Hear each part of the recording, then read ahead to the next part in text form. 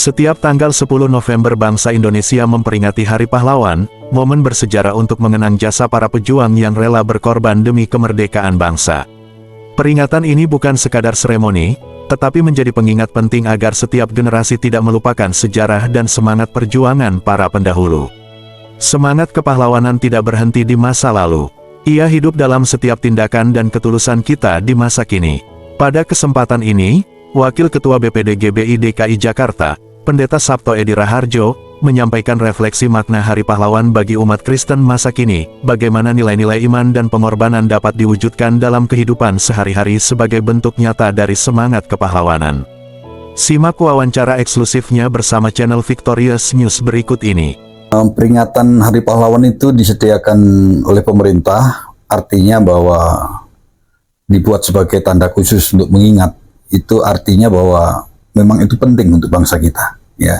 Segala sesuatu yang hari yang dikhususkan untuk mengingat itu artinya bahwa supaya sampai turun-temurun mengerti tentang sejarah yang penting ini.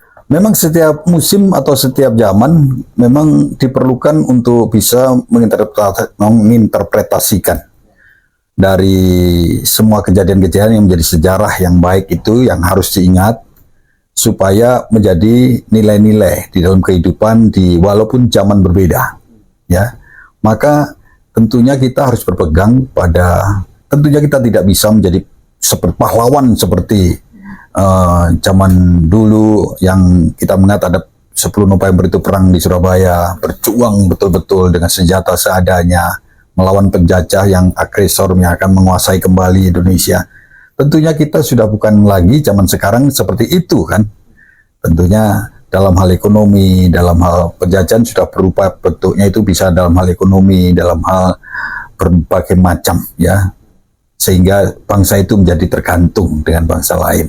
Itu penjajahan modern sekarang. Nah, tapi mari kita lihat, jadi dalam setiap zaman, maka yang perlu diperhatikan bukan hanya kejadiannya, tetapi yang perlu diperhatikan adalah bagaimana orang-orang pada zamannya itu berfungsi di tempat dimanapun dia ditempatkan.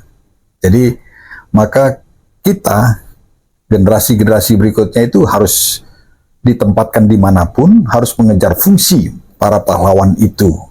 Semangatnya, perjuangannya, dan konsistennya, dan daya juangnya, itu semua itu tentunya berbeda yang dihadapi. Tetapi pada dasarnya pada setiap zaman itu sama. Nah, fungsi-fungsi itu yang harus tetap melekat di dalam kehidupan generasi-generasi berikutnya. Dan di Alkitab juga di dalam Kejadian 2 ayat 15 itu jelas dikatakan bahwa Tuhanlah yang menempatkan dan kita yang harus mengusahakan dan memelihara. Itu kejadian di Taman Eden, bagaimana manusia pertama itu ditempatkan oleh Tuhan dan tugasnya adalah mengusahakan dan memelihara, itu bagian manusia. Nah, artinya posisi itu Tuhan yang menempatkan, Tuhan yang membuat, Tuhan yang menaruh. Tetapi fungsi itu yang harus kita pahami dimanapun kita tempatkan, pada zaman apapun, dan pada situasi apapun, dan pada tempat apapun, maka kita harus bisa melihat fungsi kita. Lalu, itu yang harus kita kejar. Nah, jangan kita di tempat yang bagus pun tidak berfungsi dan lain sebagainya. Tetapi dimanapun, sebagai apapun Tuhan tempatkan harus berfungsi. Itu Kejadian 2 ayat 15, yaitu Tuhan menempatkan manusia itu di Taman Eden. Lalu diberikan perintah untuk mengusahakan dan memelihara taman itu. Nah, itu berlaku untuk kita semua, dari zaman Kejadian sampai zaman Wahyu. Pesan saya hanya satu, jangan kejar posisi, tapi kejarlah fungsi. Karena kalau mengejar posisi, maka sekalipun itu bisa kita capai, maka kita tidak akan mengalami kebahagiaan. Tapi kalau kita mengejar fungsi kita, maka itulah kebahagiaan. Itulah hal-hal yang kita akan bisa rasakan bahwa Tuhan itu luar biasa menyertai kita, ya, menempatkan kita. Jadi dalam mengusahakan dan memelihara itu di Alkitab banyak hal contoh-contoh yang harus dilakukan. Ya, tentunya kalau mengerjakan perkara kecil, ya kamu akan diberikan tanggung jawab perkara-perkara yang lebih besar. Jadi itu sebuah proses, dan tentunya tokoh-tokoh di dalam Alkitab kita, Abraham, Ishak, Yakub sampai Yusuf sampai ke bawah, itu selalu dengan proses. Yang proses itu tidak selalu seperti membalikkan tangan. Musa, Abraham, di prosesnya luar biasa, ya. Justru dalam ketidaknyamanan, dalam kekurangan, bahkan kehidupan yang terancam, maka itu proses yang sesungguhnya adalah anak tangga yang membuat semakin dari satu level kepada level lain, dari satu persoalan kepada persoalan lain, itu justru semakin kuat. Dan saya yakin Yusuf pun begitu dapat mimpi tidak langsung menjadi nyata kan. Maka dia justru yang dialami kebalikan semua dalam keluarga. Juga dimasukin sumur, baru enak sedikit diangkat, lalu dijual menjadi budak.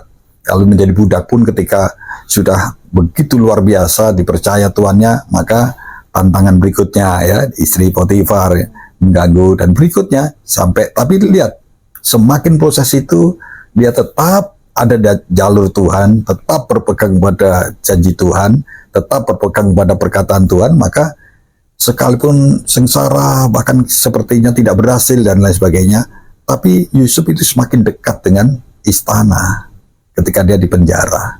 Jadi itu nilai-nilai itu yang harus kita pegang, jauh lebih luar biasa ya.